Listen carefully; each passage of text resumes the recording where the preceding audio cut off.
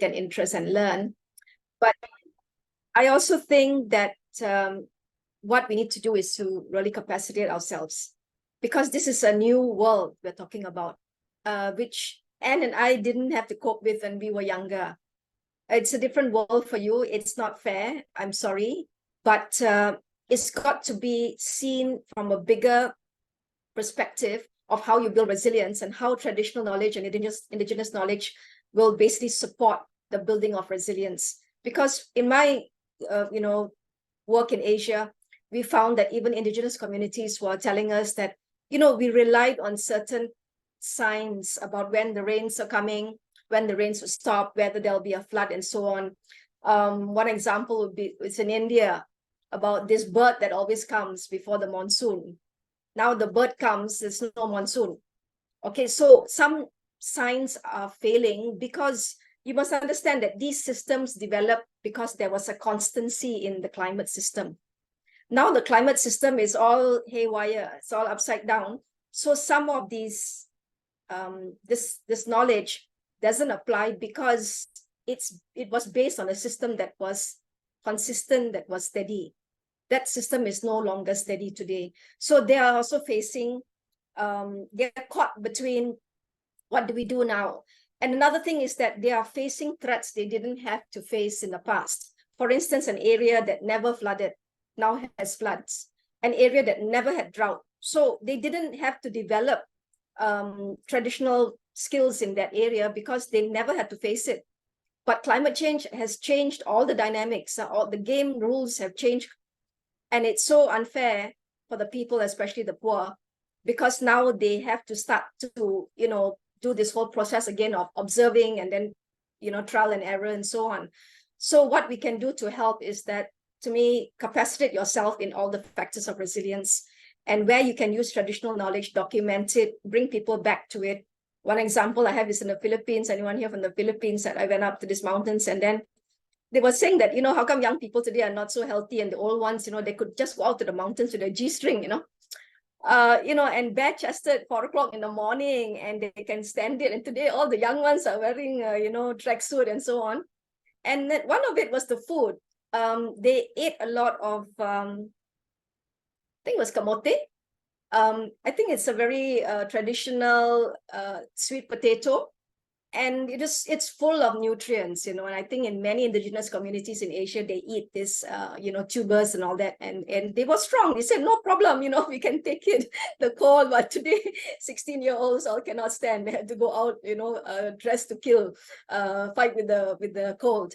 So again, a combination. This is not to put down, not here to tell you that traditional knowledge is not important. It is very important because it was developed over time. It sustained generations, like what Ms. Anne has shared, the system. But where it fails, it's not the people's fault. It's the world's fault, because we created this climate havoc and it disrupting systems. So where there are gaps, we need to help them, and they don't have that time. They had centuries, generations to develop that knowledge. We don't have that time anymore. So this is where you need to blend in some new information, some shared experiences from other places that now quickly learn from other communities. If you're facing drought and you never had drought, then learn from a community that has lived with drought. If you never had floods, learn from a community that has been living with floods on a regular basis. The knowledge is out there. Now is the time for us to build bridges across regions, across countries, across communities, because we need a fast learning curve. So if all of you here are from different countries, share your knowledge, because the answers are out there. That's the good news. The answers are out there. Just go find them. And if you can, find seeds. Talk to the older ladies, usually women. Women are seed savers. Talk to the old ones and ask them and see whether or not they will give you some of the seeds that they keep secretly. And in every community, in many countries I've gone, there's always these old ladies who will save their seeds and try to grow them and preserve these traditional communities, because they are very strong and they're very good. Okay, thank you. Yeah, very true, Claire. So we don't have that luxury of time anymore, of generations to learn. Yeah. So I think, I think compared to us now we have this technology where we can communicate very fast. So I think that will also help in terms of sharing knowledge. Yes, agree, totally agree. And yeah, thank you, Miss Claire and Miss Anne, for the very, easily understandable answer from that question. Yeah, yeah. And no, I'm just smiling while Miss Claire's sharing because I am Filipina, so I can relate. Yeah. Um. Uh, we have received. I have received one more question. These questions are coming from very young, very young participants. Let me raise it. Um, about the impact of climate change. They are asking. Will the actions we are taking today still enough to forestall the direct impacts of climate change, or do we still have time, or is it too late now? If we say it's too late, then we lose hope. But build. I think what Clay was saying just now about building our resilience, it's here already. Climate change is at our doorstep, but we have to build our resilience. I think how do we do that? And I think that's the one that is something that actually we can do. I don't know, maybe you can elaborate more on that resilience bit, Clay. Yes, thank you so much. And yes, we can't give up hope because well, there may be Christians here and I'm sure other faiths. I think all faiths say that, well, we don't get to give up hope. Yeah, we are people of hope. So it's very late. That's one thing I will tell you, and you will read the science. And according to the world, in sometimes people say it's too late for what? That it's too late for 1.5, it's too late for 2 degrees, and so on and so forth. But it's not too late to do anything. Don't give up hope. Don't get yourself depressed, because that's once you go down that road, it's very hard to come back up. Life is tough, and I'm in some ways it's going to be much tougher for you in terms of the physical world. Yeah.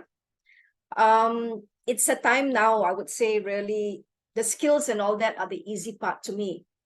I can easily give you a talk on resilience. I've given that, and I can share stories, but it's a journey that you're going to have to undertake for the rest of your life, meaning that build your spiritual resilience, your mental resilience first. Resolve that I'm going to be part of the solution and not part of the problem. I'm going to be part of the people who care to do something, and what I can do, I will do with God's help. And what I cannot do, I trust God will fill in those gaps. He will send somebody at that time and that place and so on. Many times when I traveled, I went there and I found people say, oh, you take God with you. It's nonsense. God is already there. God is already working through Muslims, Hindus, Buddhists, everyone out there to try to save this world. And us saving the physical world is just an indication of how we're saving our souls, because what's happened with climate is because people stop caring. I'll just take what I want. I don't care about you. I'm just going to get richer. I don't care about you. And when those relationships break, I like very much when Anne talked about that relationship, with the river and so on. When relationships like that break down, then we get chaos. So if you look at the real crux of the problem is relationship. We've broken our relationship with each other. We've broken our relationship with creation. And then we are now paying that price, because nature, people say nature is fighting back. Nature is not fighting back. If you run into the wall and you crack your shoulder, can you say the wall is fighting with you or taking revenge on you? It's just being the wall, right? Who asked you to run into the wall? So what we've done is we've created this problem, and climate change is telling us, guys, wake up and change now and fix your relationships with yourselves and with the world. And that, nature has not changed from 4 billion years ago. Okay, I mean, the rules are still there. So it's a long answer again. I'm sorry if I'm rambling, but all I want to tell you is, no, I believe in you guys. you have to believe in yourselves. The answers are there, as I said, it's within you. And once you have made up in your mind, in your heart, that I'm going to be part of the solution, I'm going to make this world safe for my kids, for people I love, for my parents, for my children, for my nieces, my nephews, my friends, and even people I don't know, then solutions will come to you and your life will be worth living. Again, God asks us to be faithful. He didn't ask us to be successful. So that's my message to you today. Just fight the good fight, and he will send people to help you, and he himself will help you. So don't worry too much. Just remember that you are the hope. You are the hope that you seek. It's within you. Thank you, Miss Claire, for that very inspiring message and answer for that question. Yeah, I truly believe in that. And as long as we are here, as long as there are people who's doing initiatives like this, I believe this advocacy keep on, will continue. Yeah, because we are here to inspire them and also to encourage them to be part of this solution. Yeah, we just have to keep on holding on our hope, just like what Miss Claire said. So thank you, Miss Claire. Yeah, I think there's one more question, but I think it's more on like maybe reflection from, yeah, I will just read it. It's like why not I think it's her reflection. Why not ask the government for not only for their assistance, but maybe we can also demand for their full focus to make solution for the climate change. Yeah, I think it's more on reflection, not rather than a question. Yeah, yeah. So maybe I will also Yeah, maybe she wants a response. I'll give her a shot, and then I hope Anne will jump in, because Anne also works a lot with government. In Asia, the word government has a lot of question marks around it. Okay, okay, so, some people in government are really sincere and good, and governments try their best to do whatever they can. But people in office are there for a short term. Sometimes 3 years, and then they're gone 4 years, and so they it's limited what they can do. Secondly, governments have become disconnected a lot with people on the ground, and they are more interested in sort of satisfying political agendas.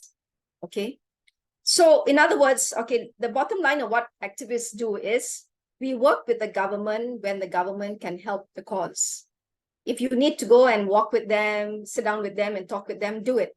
If you think that you need to get them to build a bridge for your community, do it. This is what advocacy is, okay? But don't expect them to do everything. So governments don't work on resilience. It is also a Philippine story, yeah? They took this once to, the resilience assessment that I do, they took it and they gave it to this DRR. And he said, this is resilience. He says, no, we've done everything, we know everything about DRR because we are expert. And then when he read the form, the next time she saw him, he said, I give up halfway. I couldn't answer the questions. And he said, there's so many things we're not looking at. Now, there are many things they can't do. They can try to save your property. They can try to save you, give you food and stuff. They can't hold your hand and ask you, how do you feel? Governments are not going to do that. But you and I, we need to do that. That's important. All right. So don't expect them to do everything. If you lower your expectations a little bit, or you're a bit more realistic with expectations of what you want them to do, get them to do that. But remember, you have the power. The power is always with the people. So you know the whole agenda of things that are needed. They can do this. So get them to do it, fight with them, advocate, be friends, or do whatever you have to do. Get them to fulfill their obligations, but there are certain things that they can't do. And that's where you need to do that. Okay? Right. Yes. Yeah. Yes. So I also want to add that actually we the people are the one that form the government. Yeah. But our governments are always controlled by businesses, as Claire said, political interest, and that political interest is connected to uh, something of personal interest to them or business interest. So so our interest as people will not be in their interest. So for a lot of times, it's very important that I think, I don't know, but that's how it is in Malaysia. We have to to do things ourselves. We have to. We cannot wait for the government. Otherwise, we are in trouble. So if they can help us, good. But I think we also have the power to educate the government. And how do we educate them? Because the people in government are people in public. Actually, everyday people who are people in the community, people that we interact with, people who are going to church, to our church, they might be working in the government. So how do we ensure that they too are becoming aware of the issues? um, but of course, in their position in the government, sometimes their action are very limited. Yeah. So I think, whatever we can do, I think it's is we try to influence them, so that they can be more pro people. I think that's important. Thank you, Miss Anne, and thank you, Miss Claire. Yeah, yeah, I really agree.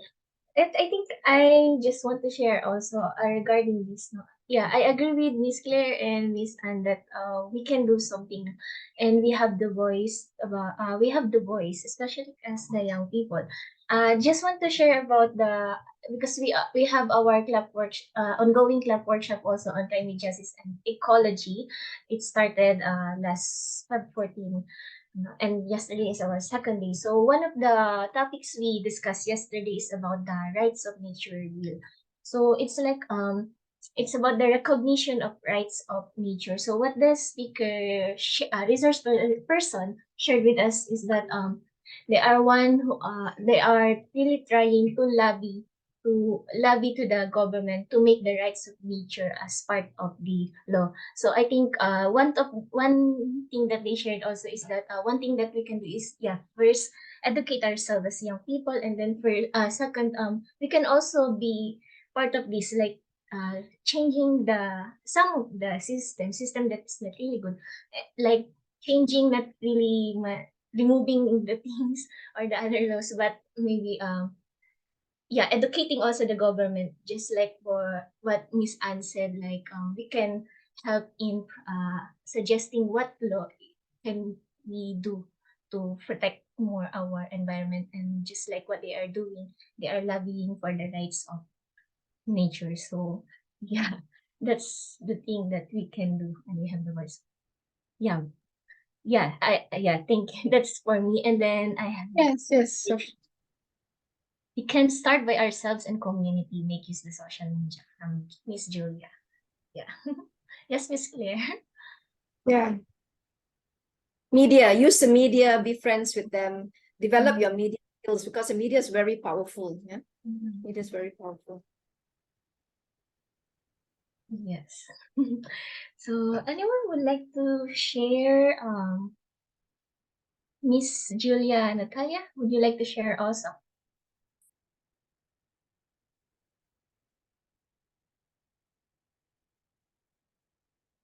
Oh yeah. Okay. How about Jyoti? Would you like to share something? Again, thank you, Miss Claire and Miss Anne. Yeah, I totally agree with Miss Claire because she has mentioned lots of things. Because actually, as Grace said, we can use social media as a tool so that we can uh, contribute our community to preserve our environment or preserve the rights of indigenous people as well, because social media is a platform where we can share everything, like knowledge, information. Also, we can do a social media campaign by targeting the young people and young generation, so that they can easily influence for the awareness campaign as well. So these are the things. And here in Nepal, we are also doing lots of social media campaign by protecting our environment.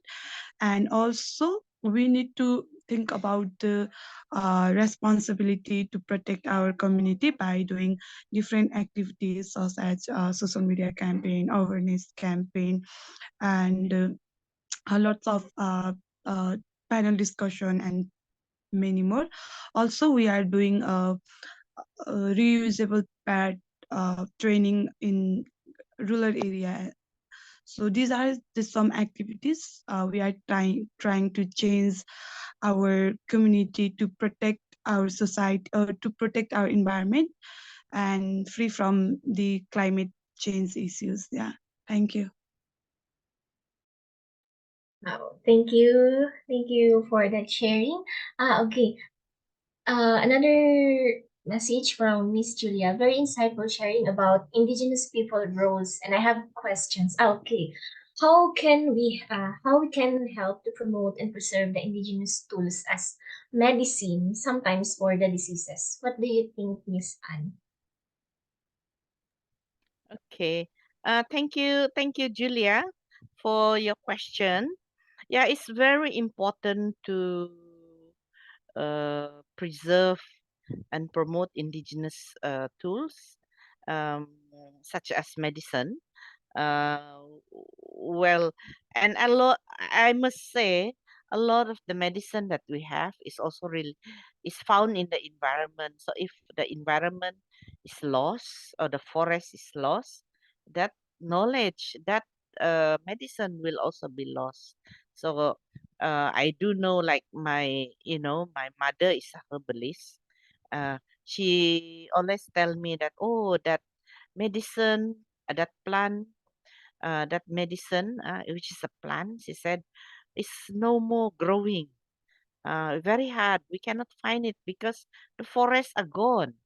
So I think uh, it's a pity because we have cleared our forests mainly because we wanted to plant something or we want to open it for housing or whatever Uh, so what we can do, like my village, we have initiated a herbal garden.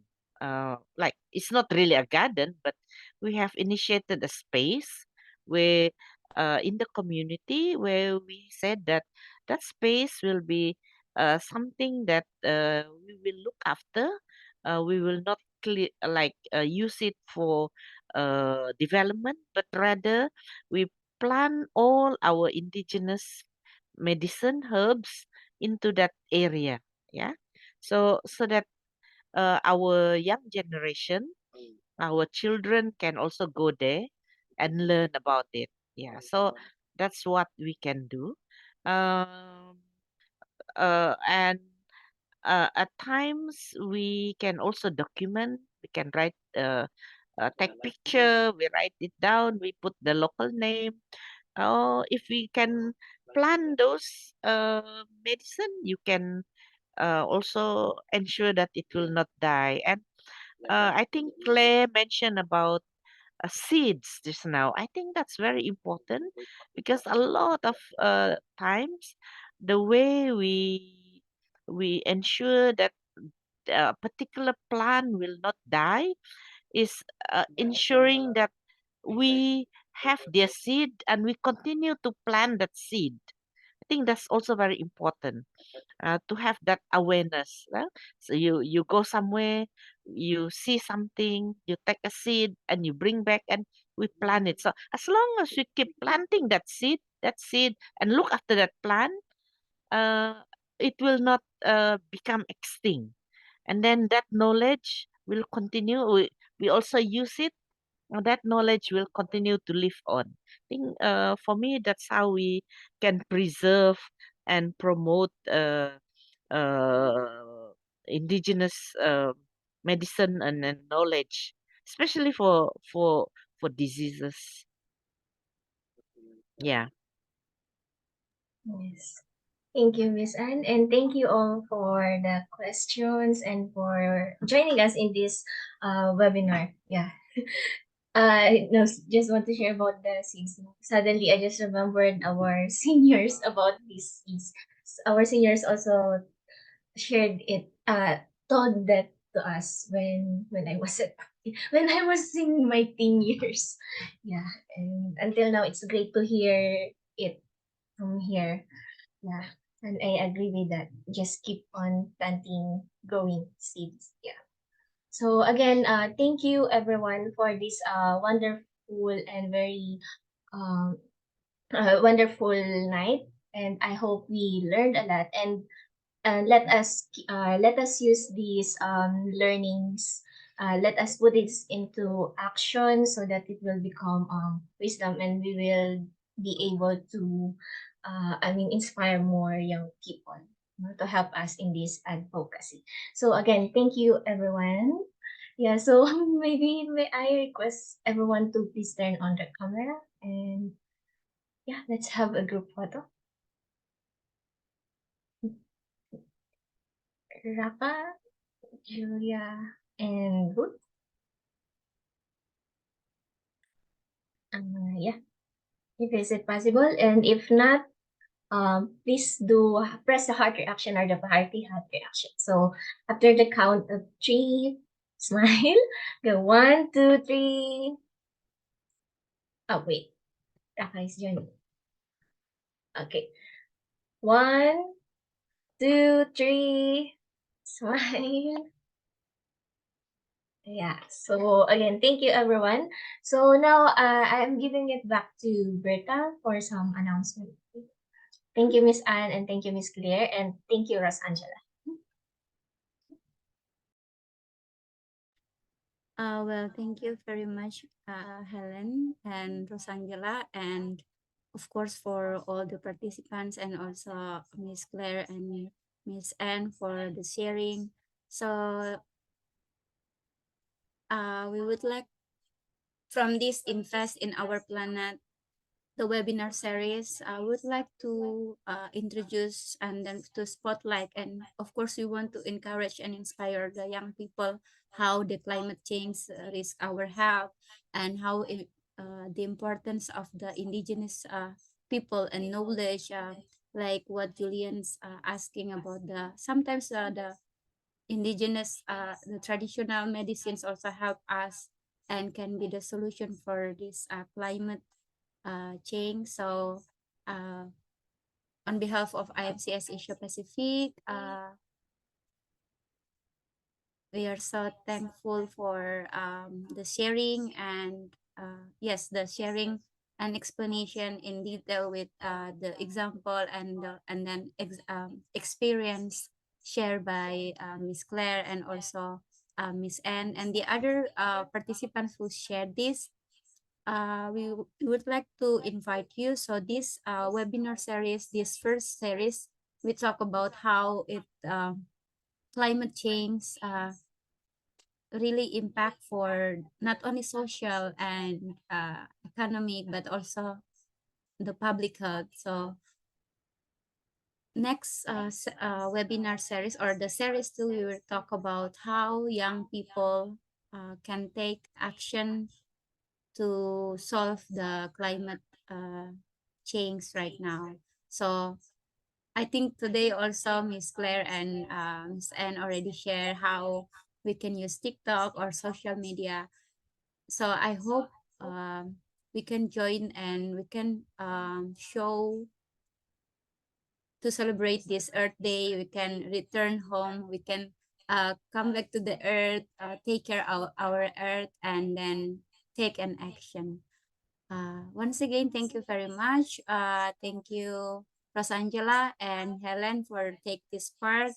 So as what Rosangela mentioned before, our students now cannot be able to join, but then this platform will make use the technology and the social media. So we will share this webinar, this very inspiring and insightful webinar session to our YouTube channel. So more young women and men get empower and get the knowledge for what we are sharing right now. Thank you very much and good night. Good Thank night. you. Thank you. Thank you, Bye. everybody. God bless. Thank Bye. you. Thank you. Mm.